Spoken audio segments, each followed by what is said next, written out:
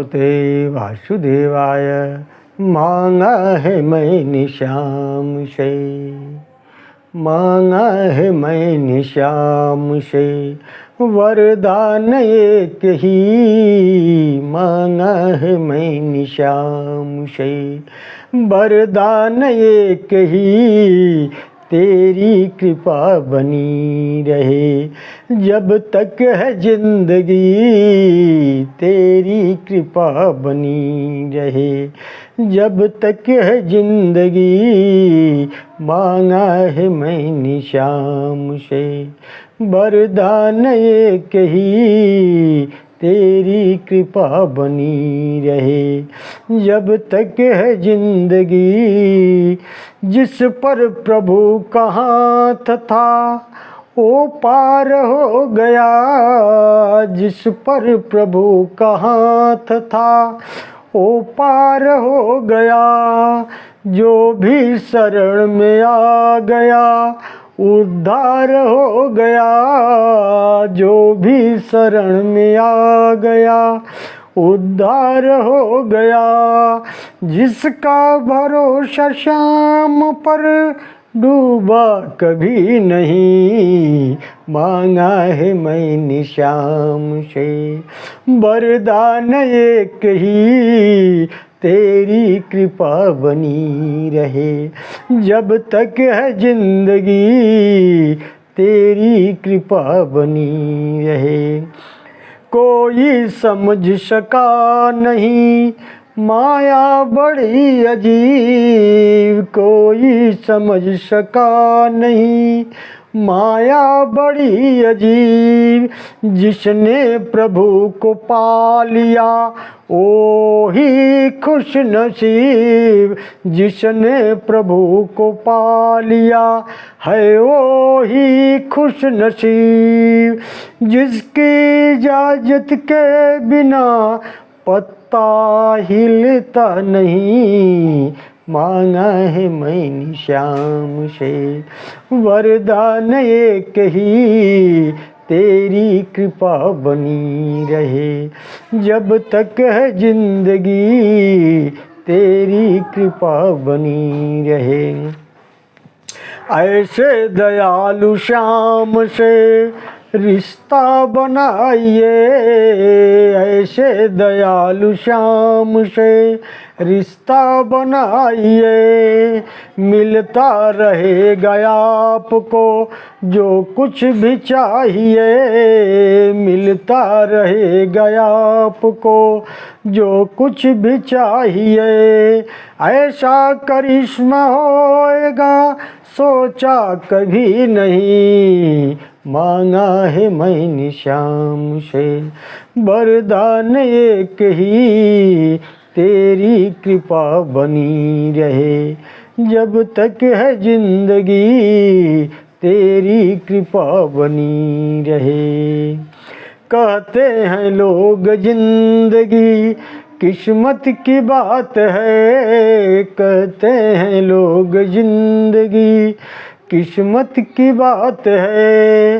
किस्मत बनाना भी मगर उसके ही हाथ है, किस्मत बनाना भी मगर उसके ही हाथ है।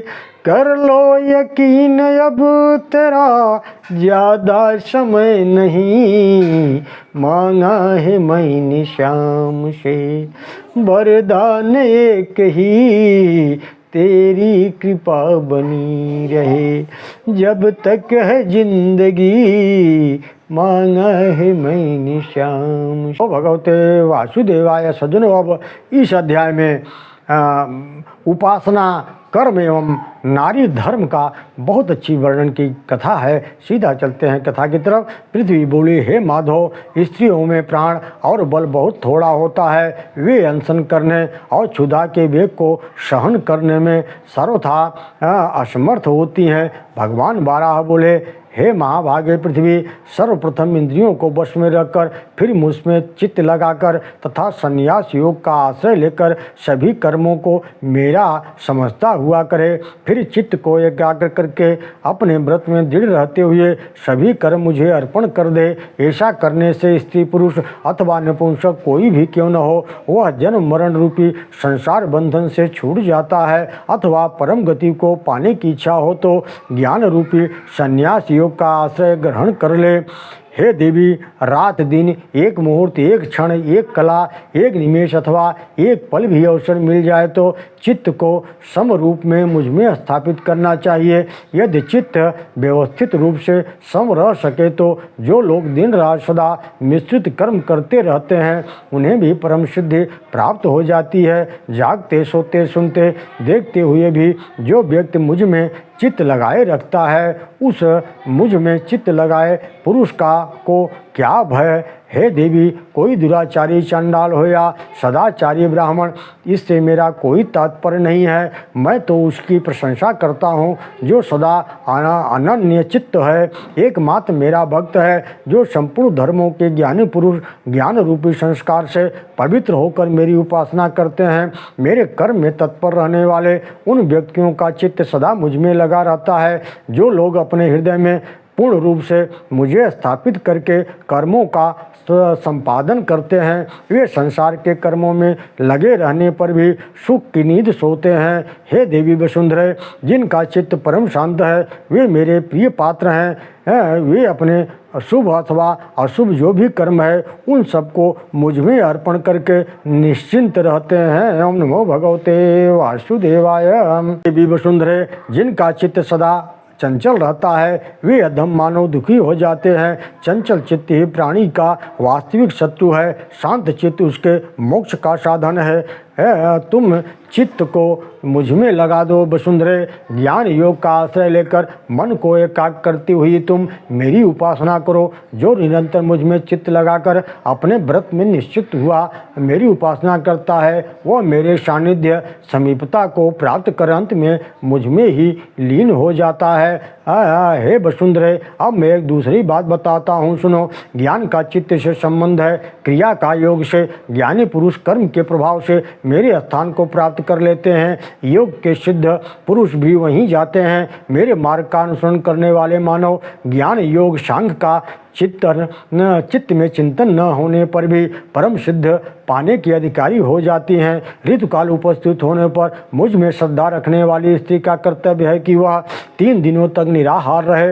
वायु के आहार पर समय व्यतीत करना चाहिए। चौथे दिन गृह संबंधी कार्यों को संपन्न करे। उस समय अन्य स्थानों पर जाना निषिद्ध है। सर्वप्रथम सिर धोकर स्नान करे, फिर निर्मल श्वेत वस्त्र पहन करके चित्त पर अपना अधिकार रखकर जो मन बुद्धि को सम रखकर कर्म करती है वह सदा मेरे हृदय में निवास करती है। भोजन की सामग्री को मेरा नैवेद्य मानकर ग्रहण करना चाहिए। इंद्रियों के वश में रखकर चित्त को एकाग्र करे, तब संन्यास योग की साधना करनी चाहिए। स्त्री पुरुष या नपुंसक जो भी कोई हो उसे नित्य ऐसा करना ही चाहिए। ज्ञान रहते हुए भी मेरे कर्म के संबंध में जो योग की सहायता नहीं लेते, सांसारिक कार्यों में जीवन व्यतीत करते हैं, ऐसे मानव आज तक भी मेरे विषय में अनभिज्ञ हैं। वे सांसारिक मोह में लिप्त मुझे नहीं जानते। उनमें माता पिता पुत्र स्त्री ये सैकड़ों एवं हजारों मोह की श्रृंखलाएं हैं जिनमें वे चक्कर काटते रहते हैं, मुझे नहीं जान पाते। मोह ज्ञान से ढका हुआ यह संसार अनेक प्रकार की आसक्तियों में बाधा है। इससे मनुष्य मुझ में चित्त नहीं लगा पाता। मृत्यु के समय ये सभी साथ छोड़कर इस संसार पृथक पृथक स्थान पर चले जाते हैं। फिर जब अपने अपने कर्मों के अनुसार जन्म पाते हैं। संसार के मोह में पड़े हुए प्रायः सभी मानव अज्ञानी ही बने रहते हैं। इसी में उनका पूरा समय बीत जाता है। पुनः उनके पुनर्जन्म होंगे और मृत्यु भी, किंतु वो मेरे सानिध्य के लिए कोई यत्न नहीं करता। हे वसुंधरे, यह सब संन्यास योग का विषय है। जिसे इसके रहस्य का ज्ञान हो जाता है वह सदा योग में लगकर संसार बंधन से मुक्त हो जाता है। इसमें कोई संशय विषय नहीं है। जो न मानव प्रातः काल उठकर नित्य इसका श्रवण करता है उसे पुष्कल सिद्धि प्राप्त हो जाती है और अंत में वह मेरे लोक को प्राप्त हो जाता है। ओम नमो भगवते वासुदेवाय।